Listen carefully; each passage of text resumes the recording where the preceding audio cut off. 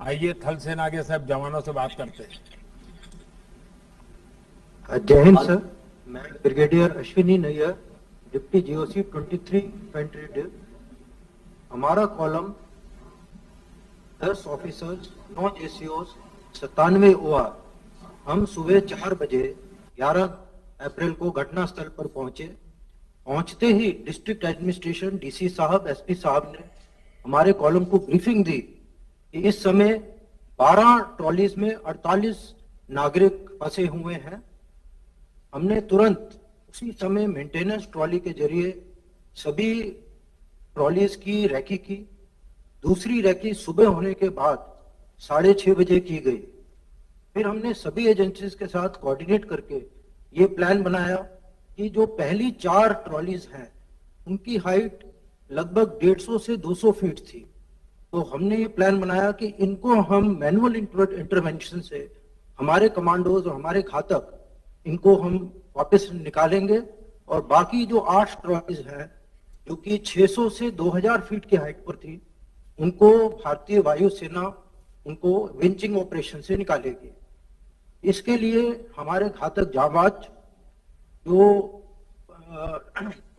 Pylon था उसको 200 feet ऊपर चढ़े और फिर रोपवे के साथ क्रॉल करते हुए ट्रॉली तक पहुंचे। ट्रॉली का दरवाजा खोला और लोगों से मिलके वहां से 200 फीट नीचे तक हमने रोपवे डाला और वहां से नागरिकों को कंट्रोल्ड रूप से बांध के स्लिदर कराया और इस तरह से 11 नागरिक पहली 4 ट्रॉली से निकाले। उसके साथ साथ मेडिकल टीम्स जो मेकशिफ्ट हेलीपैड पर थी उनके साथ कोऑर्डिनेट किया ताकि एयरफोर्स के जो हेलीकॉप्टर्स हैं उनको शॉर्टेस्ट डिस्टेंस पे एक शटल मिल सके।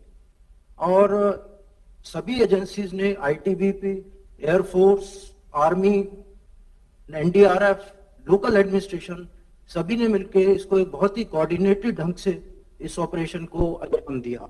जय हिंद सर।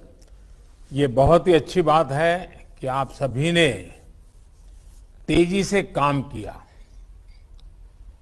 और बहुत ही कोऑर्डिनेटेड ढंग से किया, प्लानिंग करके किया।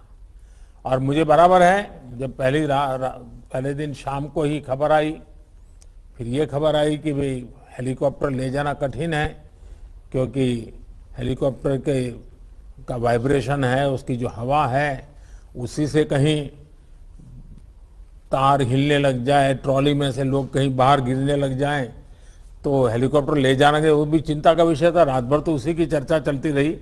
लेकिन इन सब के बावजूद भी मैं देख रहा हूं कि जिस कोऑर्डिनेशन के साथ आप लोगों ने काम किया, और मैं समझता हूं कि इस तरह की आपदा में समय, रिस्पांस टाइम एक बहुत महत्वपूर्ण फैक्टर होता है।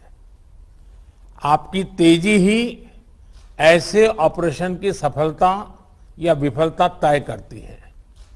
वर्दी पर लोगों की बहुत आस्था होती है। संकट में फंसे लोग जब भी आपको देखते हैं, चाहे एनडीआरएफ का यूनिफॉर्म भी अब परिचित हो गया है, आप लोगों का तो परिचित है ही है, तो उनको विश्वास हो जाता है कि अब उनकी जान सुरक्षित है। उनमें नई उम्मीद जग जाती है। आपकी उपस्थिति पर ही उम्मीद का, हौसले का काम यानी एक प्रकार से शुरू हो जाता है। वरिष्ठ नागरिकों और बच्चों का ऐसे समय में विशेष ध्यान रखना बहुत आवश्यक रहता है। और मुझे इस बात का संतोष है कि आपने अपने प्लानिंग में और ऑपरेशन की प्रक्रिया में इस बात को बहुत प्राथमिकता दी और बहुत अच्छे ढंग से उसको किया।